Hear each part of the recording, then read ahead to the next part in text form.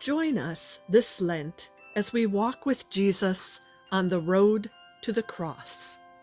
Along the way, we'll stop to look at difficult moments in life, to see where Jesus is, where we are, and what we should do.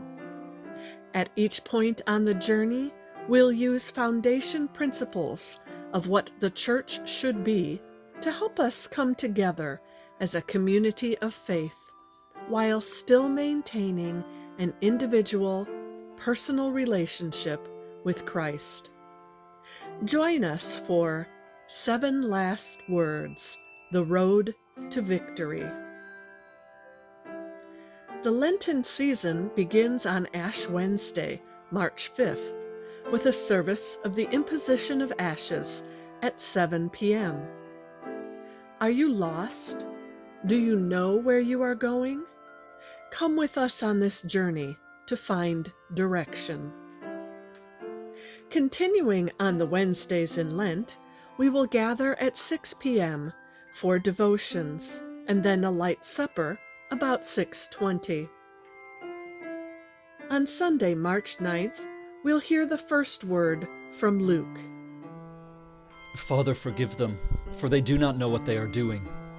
In the message titled It Hurts to Forgive, we'll find out how to get rid of the yuck of life through forgiveness, by forgiving ourselves, by seeking forgiveness from God, and by forgiving each other. On Sunday, March 16th, we'll study the second word from Luke. Truly, I say to you, today you will be with me in paradise.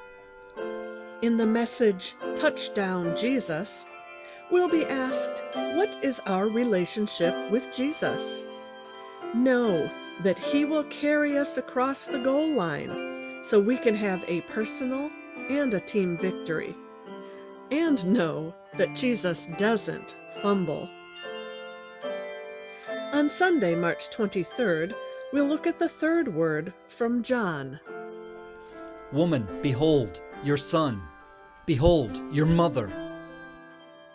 In the message, Standing in the Gap, we'll find that in the Old Testament, there was no one good enough to stand up, or in the gap, for the sins of the people.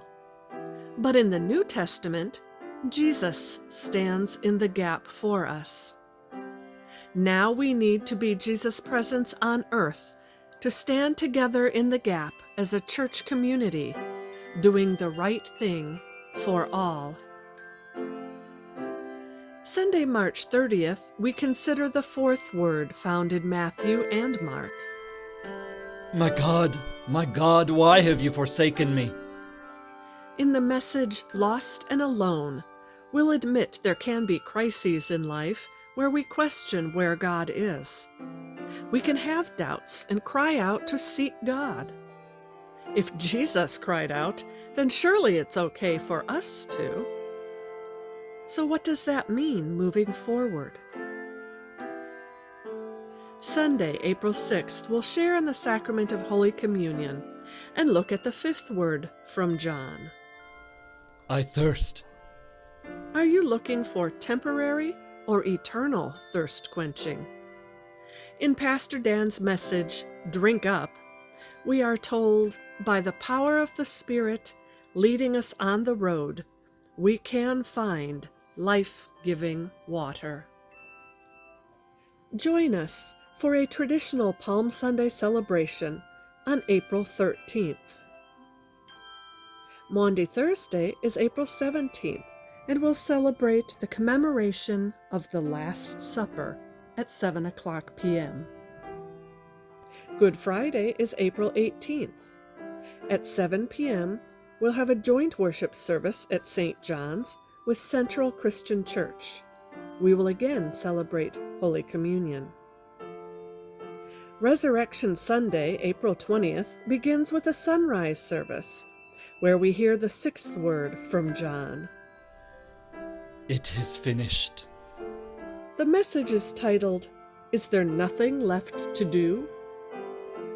The women went to the tomb because they had work yet to do.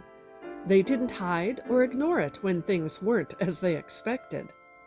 They believed. They ran to spread the news to the disciples. We too have work yet to do. The work of Jesus on earth is done. Now we have to pick it up and carry it on. At our 10:30 worship, we hear from Luke the final word. Father, into your hands I entrust my spirit. But as Pastor Dan tells us, this is not the end of the road. There is work yet to do, and for that, we must give or entrust ourselves fully to God.